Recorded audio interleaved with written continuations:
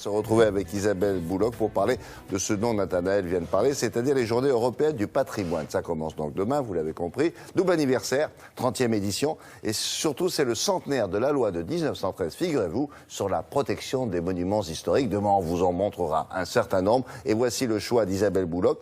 Elle vous emmène au domaine des Bourrines, c'est dans l'Aveyron. Vous pourrez le visiter demain. Avant-première, s'il vous plaît.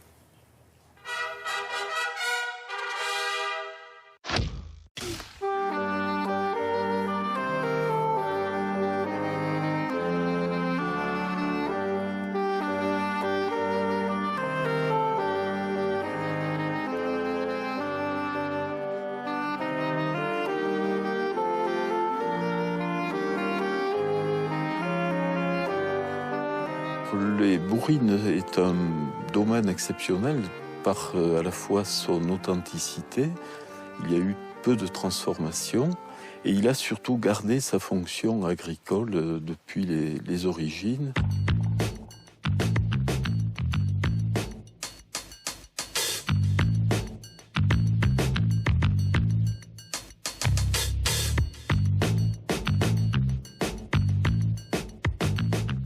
On a essayé de faire en sorte que ceux qui ne servaient plus ne soient pas laissés à l'abandon et c'est tout le travail qui se fait en ce moment avec l'association sur les porcheries des Bourrines. C'est une centaine de bénévoles qui se sont mobilisés pour sauver ce patrimoine qui était extrêmement important ici dans la mémoire collective. Voilà, le niveau est bon, le fil est bon. Ce sont des personnes qui viennent de tous horizons, qui ont compris qu'ici nous sommes des passeurs de relais. Nous travaillons pour le futur. Nous poursuivons le travail qu'avaient initié les moines au XIIe siècle. Ces fameuses porcheries, bon, on a dit que c'était le Versailles du cochon. C'est vrai qu'elles sont remarquables.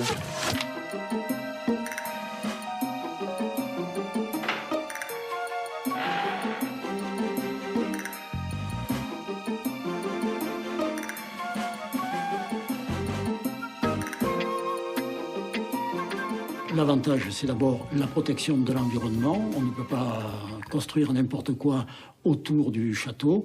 Et puis, il y a un avantage financier, puisqu'il y a des déductions fiscales sur l'impôt sur le revenu. Plus des aides sur les travaux que l'on fait sur le château.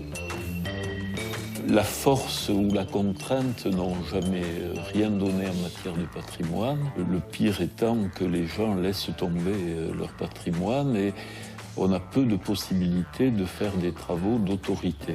Les avantages par les conseils, l'aide que nous apporte l'architecte des bâtiments de France sont nettement supérieurs aux quelques contraintes que l'on a. Là où il y a le plus de contraintes, c'est dès qu'on touche aux ouvertures. Si on voulait faire un crépi ou enduire un mur, c'est là où les contraintes sont les plus lourdes. En France, ce sont 44 000 monuments qui, comme celui-ci, sont protégés par cette loi de 1913. Des monuments qui revivent, qui dopent l'économie locale et le tourisme et qui parfois aussi servent de décor de cinéma. Ici fut tourné Fanfan la Tulipe avec Vincent Pérez et Pénélope Cruz.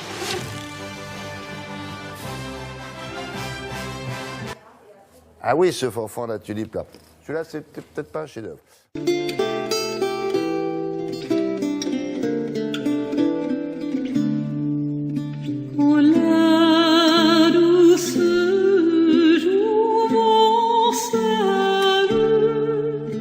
La